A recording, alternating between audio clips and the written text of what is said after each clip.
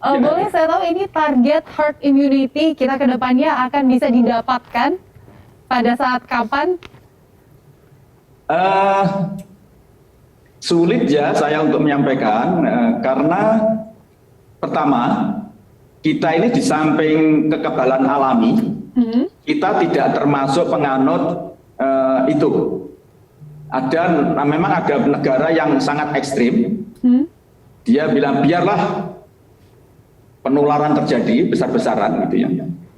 Dengan begitu maka otomatis nanti kalau semuanya yang sudah tertular itu akan membentengi, tadi itu akan memagari mereka yang belum tertular gitu. Karena kan kemudian mata rantai akan terpotong kan gitu.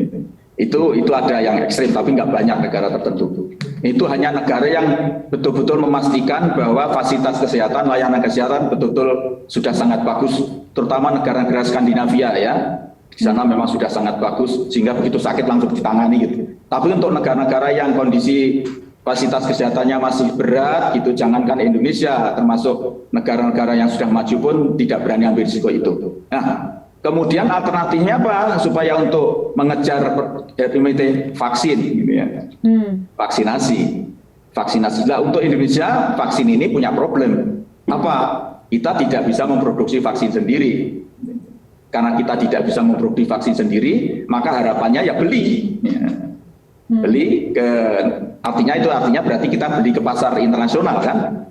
Baik itu melalui, kemudian kalau tidak ya cari sumbangan, cari hibah melalui baik bilateral maupun multilateral gitu ya. Dan karena semuanya itu masih tergantung luar negeri, maka peranan dari Kementerian Luar Negeri di sini Bu Menlu menjadi sangat-sangat vital. Sangat vital. Nah, bagaimana harus berebut vaksin yang sangat terbatas, sementara permintaan begitu banyak. Ya. Ini tentunya bukan pekerjaan yang mudah gitu. Tapi alhamdulillah, saya kira kelincahan Bu Menlu dan juga konsentrasi penuh dari Pak Menteri Kesehatan ini tentu saja juga kementerian-kementerian yang lain, termasuk BUMN, Marinvest, Kemenko Ekonomi, saya kira juga kerja keras untuk bagaimana kita mendapatkan supply vaksin yang memadai ini. Nah, vaksin COVID ini beda dengan vaksin polio misalnya. Ada vaksin tertentu yang bisa sampai seumur hidup, sekali suntik seumur hidup. Tapi vaksin ini paling lama diperkirakan antara 6 bulan, bahkan mungkin kurang dari itu, mungkin seandainya paling panjang pun 1 tahun. Ya. Nah, padahal untuk menciptakan herd immunity itu vaksinnya harus serempak. Ini juga menjadi kendala kita. Karena itu sekarang pemerintah, Pak Presiden terutama meminta betul-betul percepatan vaksin, supply pasokan vaksin dari luar ini juga harus terus digerojok betul. Nah, sementara begitu datang juga harus segera disuntikkan, segera digunakan. Tidak boleh, Presiden kan wanti-wanti tidak boleh ada yang di stand-down, tidak boleh ada yang ditahan di tempat-tempat tertentu. Begitu datang harus segera disuntikkan. Yang sekarang ini berkembang sebagai wacana global, termasuk di Indonesia, kita mungkin tidak akan bisa mengakhiri COVID-19 ini secara betul-betul 100% tuntas. Karena kemungkinan nanti COVID-19 ini akan berubah dari fenomena pandemik akan menjadi endemik.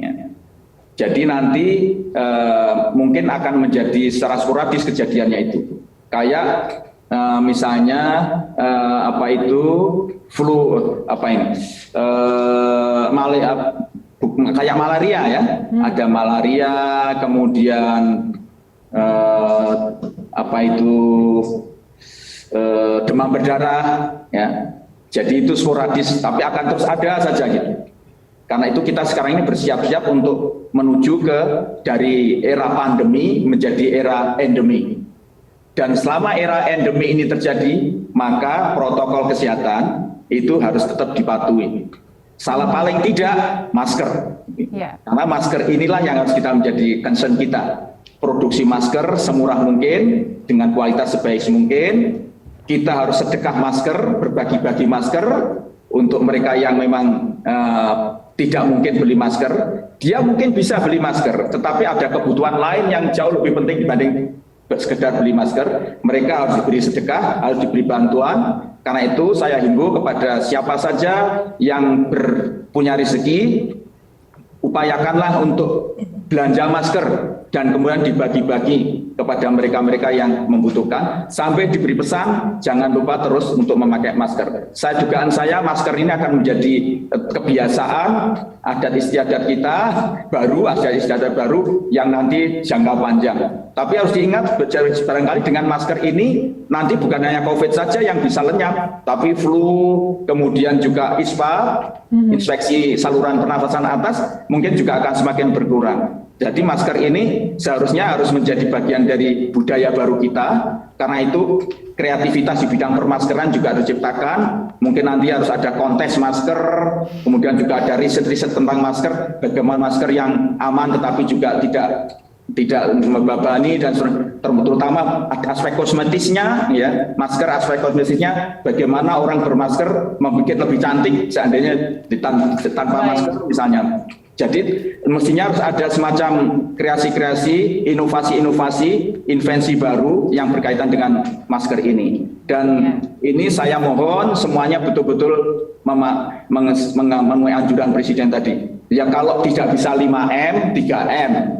Kalau tidak bisa 3M, 1M, yaitu masker. Di rumah pakai masker, keluar pakai masker, dalam keadaan ada orang yang terancam dengan penyakit COVID-19, segera menggunakan masker. Saya kira itu. Baik, terima kasih Pak Muhadjir Effendi, Menko PMK, sudah bergabung bersama kami di program Meet the VVIP. Sehat dan sukses selalu Bapak. Amin, amin. Terima kasih Mbak Gesmi dan seluruh kru dari Cek TV. Ya pemirsa, demikianlah perbincangan kita hari ini di program Meet the VVIP. Saya Gesmi Sitanggang mengingatkan Anda untuk tetap patuhi protokol kesehatan, karena meskipun vaksin sudah tersedia tidak berarti kita lengah terhadap protokol kesehatan.